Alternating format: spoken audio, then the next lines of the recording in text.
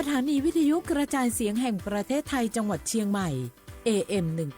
1476 กิโลเฮิรตซ์สถานีวิทยุภาคภาษาชาติพันธุ์แห่งเดียวในประเทศไทยที่มีความทันสมัยเชื่อถือได้สร้างอัตลักษณ์กลุ่มชาติพันธุ์สู่สากล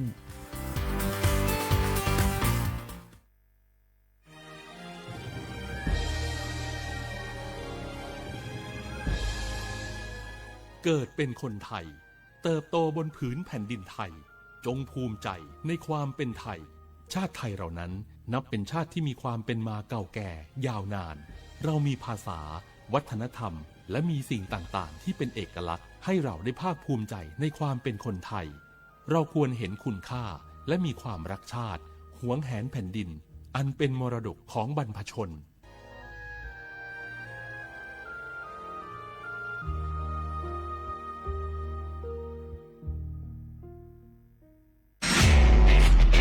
นายกย้ำให้ประชาชนยึดหลักไม่เชื่อไม่รีบไม่โอนป้องกันสแกมเมอร์ขอให้ความมั่นใจนะครับว่ารัฐบาลจะให้ความคุ้มครองผู้แจ้งเบาะแส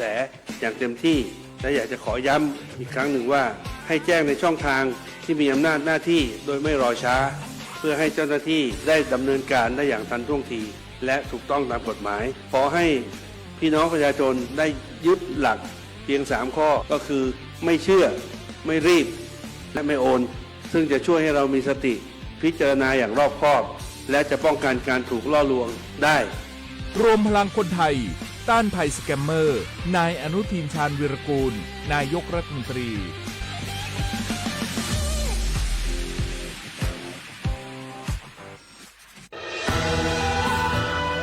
จากศาลากลางจังหวัดน่านหลังเก่าพัฒนาสู่การเป็นศูนย์การเรียนรู้นันทศิษย์ป่าคารโดยมูลนิธิรักป่าน่านนับเป็นพระมหากรุณาธิคุณที่สมเด็จพระกนิษฐาธิราชเจ้ากรมสมเด็จพระเทพรัตนราชสุดาสยามบรมราชกุมารีได้พระราชทานนามนันทศิษย์ป่าคารอันหมายถึงอาคารแห่งความรู้ทุกแขนงของจังหวัดน่านภายในประกอบด้วยห้องนิทรรศการเฉลิมพระเกียรติรัชกาลที่ 9 แสดงพระราชประวัติและพระราชกรณียกิจของพระผู้ทรงเป็นพลังแห่งแผ่นดินและต้นแบบของความเพียรรถพระที่นั่งอนุสรณ์แห่งการเสด็จเยี่ยมราษฎรในถิ่นทุรกันดารทั่วทุกภูมิภาคของไทยพิพิธภัณฑ์ศาลากลางจังหวัดน่านความทรงจำของอาคารหลังเก่าและการอนุรักษ์สิ่งสำคัญของเมืองน่านเทคโนโลยีกับมนุษย์จุดประกายความคิดสร้างสรรค์สู่การสร้างนวัตกรรมในอนาคตน่านซิมูเลชันแนวทางจัดการขยะที่ยั่งยืนเพื่อตระหนักถึงผลกระทบต่อสังคมเศรษฐกิจและสิ่งแวดล้อมห้องสมบัติน่านย้อนรอยสู่อดีตและความรุ่งเรืองของนครน่านผ่านเงินตราเครื่องเงินและผ้าทองเปิดให้เข้าชมฟรีไม่มีค่าใช้จ่ายตั้งแต่เวลา 9 นาฬิกาถึง 17 นาฬิกาหยุดทุกวันจันทร์และวันนักขัตฤกษ์มาร่วมอนุรักษ์สืบสานสร้างสรรค์ศิลปะวัฒนธรรมและวิทยาศาสตร์ของเมืองน่านคุณค่าที่น่าภาคภูมิใจ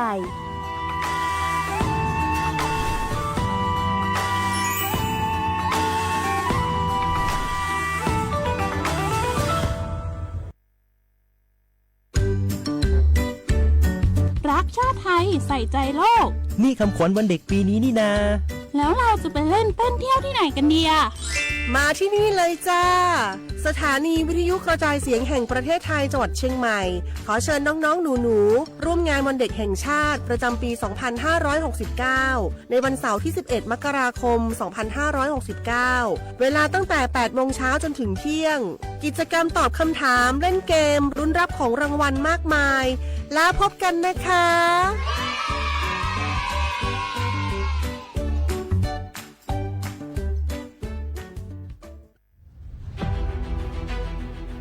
จังหวัดเชียงใหม่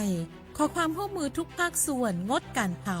เพื่อลดปัญหาหมอกควันและมลพิษทางอากาศจากการเผาป่าและการเผาเศษวัสดุทางการเกษตรตามประกาศมาตรการสำคัญเพื่อควบคุมการเผาในพื้นที่ต่างๆโดยบ่ออนุญาตเพื่อมีการเผาใดๆทั้งสิ้นเพื่อเป็นการลดมลภาวะจากฝุ่นละอองขนาดเล็ก PM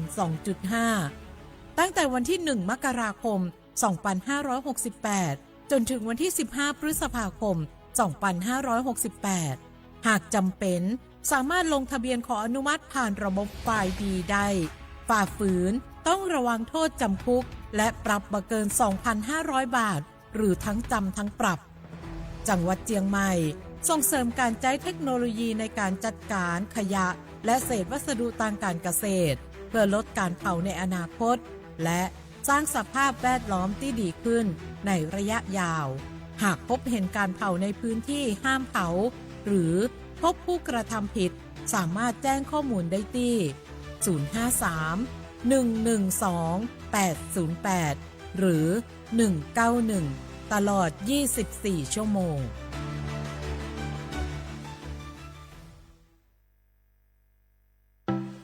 ปีลาเจ้าหยุดยาวปีนี้ปีปิกบ้านก็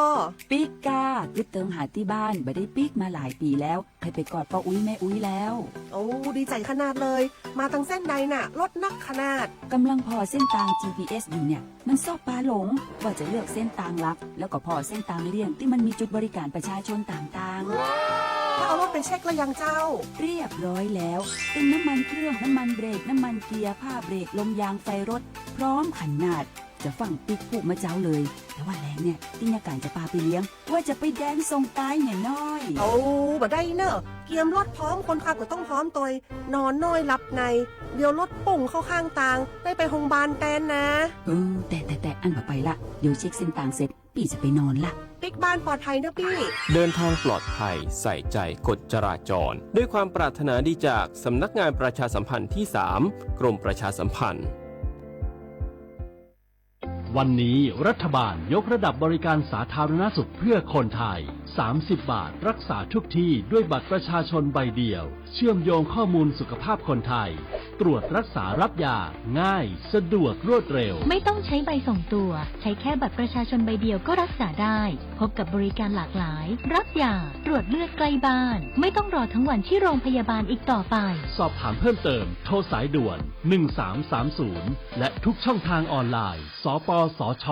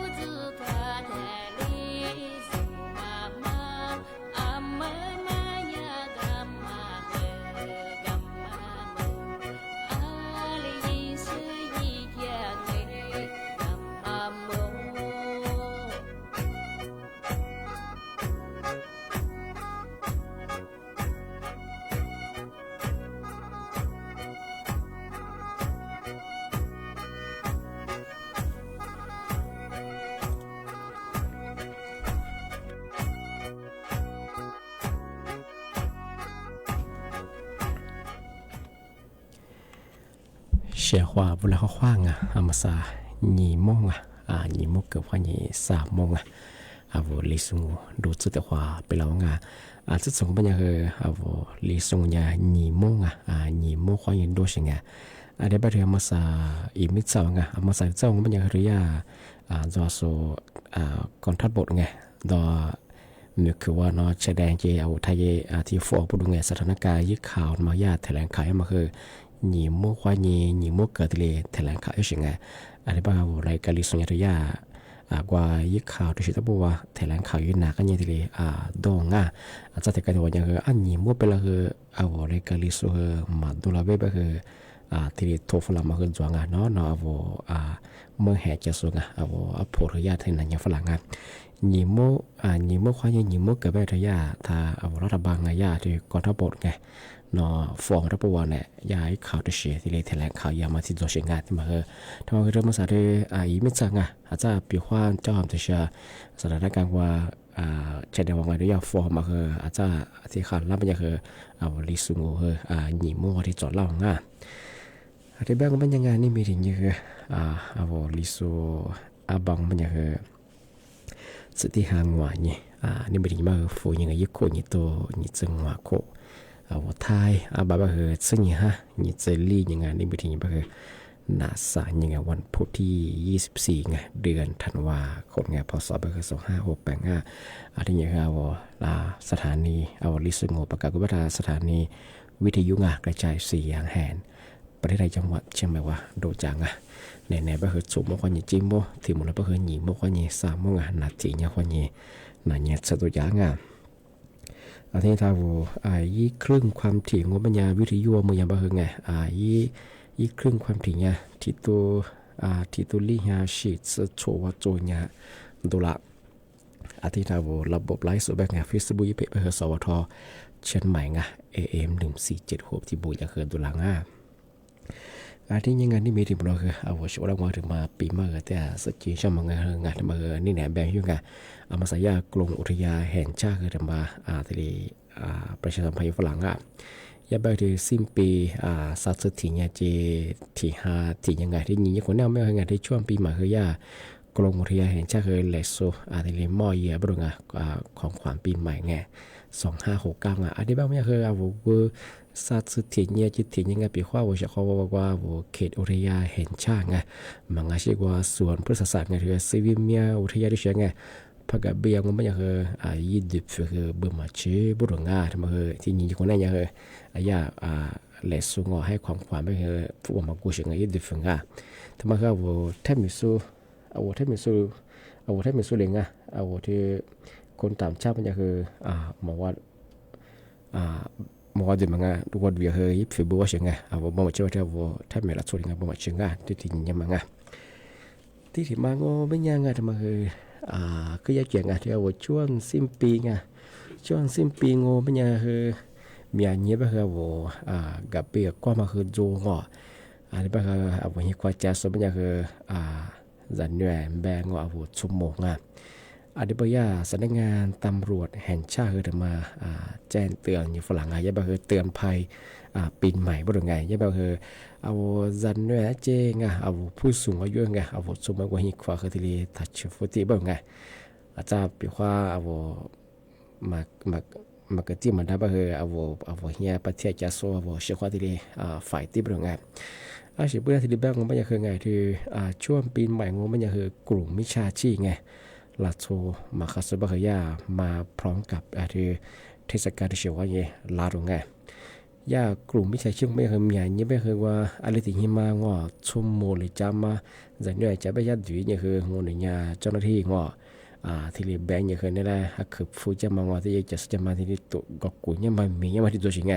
อาจจะมีละแบบผู้ชิมีเมื่อหรือว่าผู้มีแบบที่ติดแต่มาตัวชิงไงอะไรแบบชุ่มโมจากนี้แบบเรามาเสียมายาตันโนลายเจ้าหน้าที่ที่สับบาราเบคือคือฟัวมาฮิควาดูแลเนื้อที่ลีก็ข้อหายมาคือว่าไอ้ที่มาที่ตัวชิงานที่บ้างมันยังไงวิธีการรับมือมาคือมันยังไงปีขว้าจะเนี่ยจะสมมติจะประจำมันยังไง เอาประเทศจะสุรางอที่เลงกับตุนจวงอ่ะปีหัวละโซมาโซสุพลังมันจะคือฮักเกิดดับฟูบ่ลงอ่ะฮักเกิดดับฟูอ่ะที่อย่างที่ทำมาคือเอาละโซมาโซเอาอย่างเรามันยังไงโอ้ยเจ้าหน้าที่มันยังคือเขามีเฉยๆดีโทรแจ้งไง191ดีโทรสอบถามอย่างไม่ถึงไงมันก็ใช่ครับที่เชื่อเขาบางทีโทรโฟนบางว่าสมมติบางที่ปีมาไปถึงงานอันนี้บางเคยช่วงปีใหม่ไงที่เทศกาลปีใหม่บางคือกลุ่มมิชาชีพบางเคยอยากที่ดีจัดจวนตุลายิงงานที่เรียนกับตุลาว่าอะไรที่หิมันที่สมมติเลยจะบางเคยร้านนี้คือบอกว่าช่วยลางว่าช่วยที่เราบางเคยที่เอกสารเดี๋ยวมากุลีเซียจะมาทรีซีจะมาจะยังไงสมมติอย่างเฮ้ยชื่อมันสื่อลางว่าอันนี้บางอย่างกลุ่มมิชาชีพบางเคยเจ้าหน้าที่ที่เบนยังเจ้าหน้าที่เทศบาลมันก็ชื่อเจ้าหน้าที่ตัดหนุนเบนยังไงมันก็ชื่อว่าการไฟฟ้าเบนยังคือนั่นแหละที่เสียเอกสารเจ้าเป็นยังไงมาเห็นโจทย์งานมันก็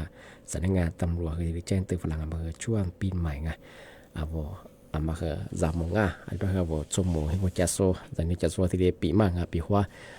พอมาจังเป็นยังคือไงยันเลยประจับก็คือ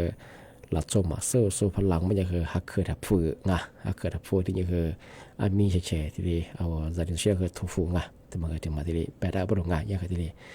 ถึงมาแจ้งเตือนฝรั่งที่อย่างที่ถึงบางเป็นยังไงธรรมดาเชื่อคือ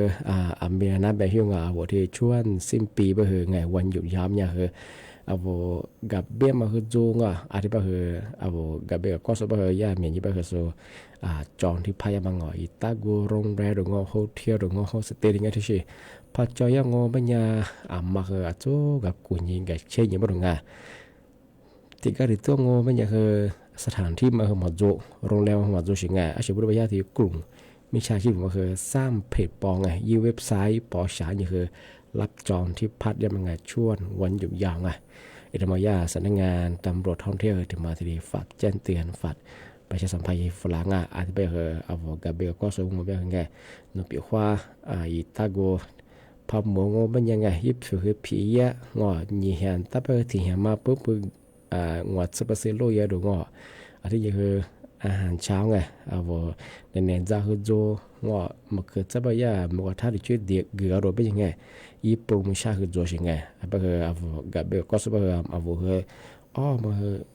จุฬาไปคือไงมัดใจมันคือโจไงแต่ก็เราไปคือมาทุนนี้งอยี่ข้อมูลมาเชื่อยี่มาคุยไปคือยี่ผียี่เป็นยังคือกัดเถอะมัดใจมันโจสิเจ้าก็บอกมาโจสิไงกันยี่ไปคือเถอะยี่จะไปโทฟูคือไงที่สถานที่ย่ายคุยพิกัดกันละมาคือตัวนี้ไปคือtiga negara gua tiga ngọยี่พิกัดมันมาช่วยไงย่าเราก็สุขลำงอถ้ามาคือพิกัดโรงงานไปยังได้สุขลาสิ่งไงเนี่ยพวกเบอร์ไปไงถ้าว่าพิกัดยี่ไปกูเราจะมียี่ก็ได้เนี่ยยังสิ่งไงทำไมไงอันนี้กูหลักก็จวงไงทุกอย่างกับเบียก็สุบคือสุว่าไปคว้าสุดภาคใต้จะสุภาคกลางจะสุดภาคเหนือกับเป็นอะไรไปคือไงจองที่พายฝรั่งไปสุดท้ายไปงานลายไปเถอะอีตากูอยากจอดมาว่าอยากพิกัดสุขละมาเฮียกว่าหลักสุหิมเบียร์ที่สุราดูงาอยู่ที่มาจวงไงเชื่อเขาว่าที่บอกมันยังไงเชื่อเขาว่าไงมาไปคว้าพันไหนจะสุภาคกลางไงกับเบียร์มาเฮ้ยภาคอีสานจะสุด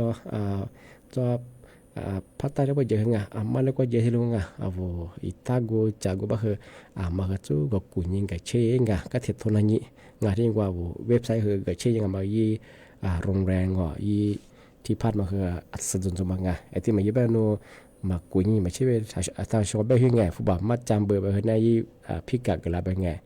สุดท้ายไปยึดจะไปที่หลักสูตรฮีเบว่าสมมติใจก็ยี่สุกตาได้ไงพิกัดมันไงอีกมาคือจวงอ่ะไอ้ที่ว่ายี่สถานการณ์ตำรวจท่องเที่ยวคือแจ้งเตือนฝรั่งมันไงมาคือช่วงปีใหม่ช่วงวันหยุดยาวไปคือไงจองที่ไพ่ไปคือถ้าออนไลน์ก็ยี่พัชจอยไปคือไงมาคือไงแต่ลำมาวันยี่แต่จำมันบ้างไงกลุ่มวิชาชีพหลักสมคาสบยาที่ช่วยโอกาสไงที่ช่วงเทศกาลช่วยยิ่งงานที่ช่วยหาอะไรยี่ที่ควักขึ้นลำมาควรจะลำมาคือจวงไงทำไมอยากให้ที่เลยฝากประชาสัมพันธ์ฝรั่งมาคือแต่เนี่ยลำมาวันยังไงที่ถึงบางงเป็นยังไงที่ช่วงสิ้นปีงเป็นยังไงมาย่าพักกับเบียงเป็นยังไงโลเหอมายิงก็แต่ไงแต่กับกูยิงกับเช่งไงยี่หลมคว้าสุดงน้ำมันเครื่องน้ำมันเบรกไงตัวลง ตัวสัพพะเราที่เฉพาะงานปีว่าก็ลาว่าต่างจังหวัดหมอยีจุบงานหลวงอาจารย์มาเชื่อไปอยู่จะไปที่เจอไปจะกว่าจะก็จะบักไปหลวงเบียร์งอมายี่เวลากวางเสียเวลายะอะไรไปงานปีว่าหลวงนี่สลิงหัวจุ่มไปเยอะไปงานหัวยาไปเยอะไปมาลงมืออยู่ก็แต่แต่กับกูยิงกับเชี่ยเยอะไปงานเราอยากที่มาที่แจ้งฝรั่งช่วงปีใหม่ไปงานที่จะบอกไม่งานช่วงปีใหม่ไปงานดูนี่หลูเชื่อมาถ่ายยังไงมาไปเยอะไปงานเรียกงานดมไปอะไรช่วงงานนี่ตัวเงาะนี่ตัวที่ตัวงัดช่วงงานอะไรไปช่วงปีใหม่ไปหลูเขาเนี่ยหลูชื่อส่งมายังไงมาก็แต่จำงานเรียกอะไรก็หมดชื่อใกล้ทุกตัวยังไงช่วงปีใหม่ไปมากับเบี้ยงคือด้วยหลูเขาเนี่ยแล้วก็อยู่ส่วนเนี่ยงาไปหลูชื่อส่วนไปแต่เนี่ยเชื่อจากงาที่ยังหลูเชื่อไปงามามีน้ำใจnhưng mà tại sao như lối xưa ngày thì cái đó bao giờ lối xưa bao giờ nhưng mà xưa ngon nó hơi trái lói nhưng mà hơi trái lói bao giờ cha tụi cái bảo bự là không bao từ là không bao cha tụi cái đó bao giờ phù hoa xịn mà cái năng ở đây bao giờ chuông pin bằng ngô bây giờ không mà nhưng mà xưa giờ bao giờมีน้ำใจthì như là không nó có thể dễ nó có thể dễ ra là khôi mà vậy thì bây giờ bao giờ tụi cái bảo thì gặt số hoa mà做些什么มาคือแต่เนี่ยจำมองอะไรแบบว่ามาคือกับแบบว่าไปเปลี่ยนอยู่ว่ากับแบบเสียงมาคือถึงมาที่แจ้งตัวยังที่แบงก์มันยังมันสักอีเวลาคือกุหลาบอะไรกันลิสุกแบบหนีมุกเกิดเขาหนีซ้ำมุกที่มาสายที่เจอบ้างจะยาสถานการณ์ว่าใช่ไหมว่าแต่เขาเราแบบยาแถลงไขมาหมดจุดแบบหนีมุกว่าจอดเล่าแต่มาถึงมาที่ปีมาสุดยอดช่างอะไรแบบสั้นในงานสมมุติว่านี่จีมัวแต่ความมูลค่าช่วงนี่มันเป็นว่าช่วงปีมาคืออาทิตย์ละจงช่วงท้าวิธีนั้นจะส่งไลฟ์สดจุดสุดท้ายก็บุมงนั่นแหละคือจุดที่จะมาฟูซ่าที่จะข้อคือเนี่ยว่าจริงที่เนี่ยคือน่าจะคือจะคือจริงที่นี่ก็ที่เนี่ยว่าคือด้วยอะไรกว่าจะคือข้อความนี่กว่าจะช่วงช่วงท้าก็บุมงข้อความสวัสดีครับ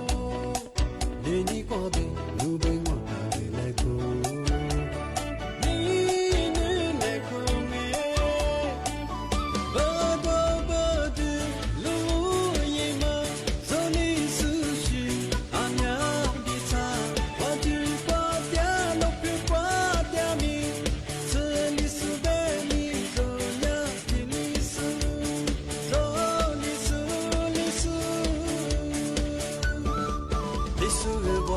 走光大色，来拍故事，米家姐嘞，历史卡米，走沙皮达嘞，历史西边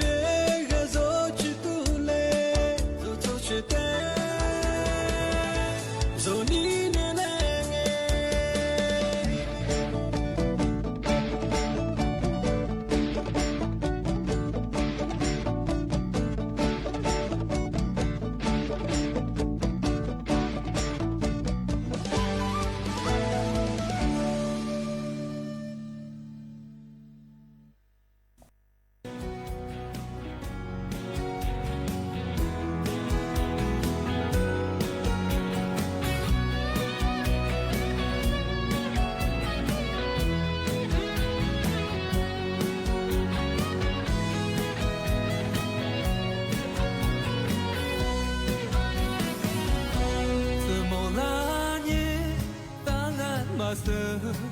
Senina hanya lima ta mola kolanya tangan masa alima yo cuci lo jama di bazar mola komasyo alima yo sejo jama di bazar minetese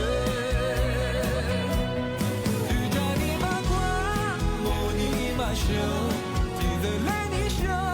这拉大年，阿里玛一佛，错字白马，只领阿贝，就在你马关，莫你马手，走在这白马，你怎么就，呀马蹄子快，你快把是，若塞呀地嘞。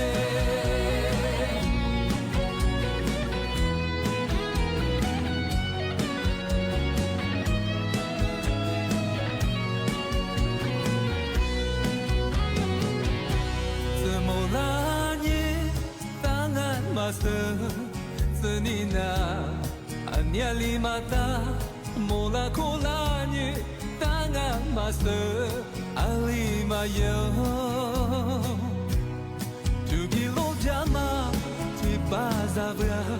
mola ni masyo alima yo sejo wanyama di bazar minetase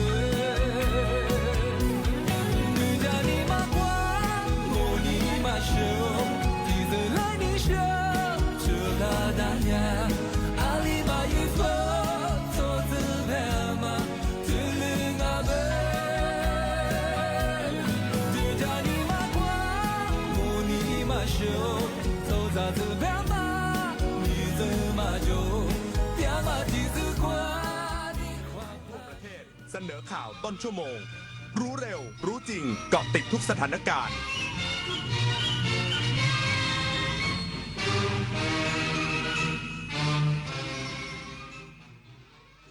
รับฟังข่าวต้นชั่วโมง 15 นาฬิกากับ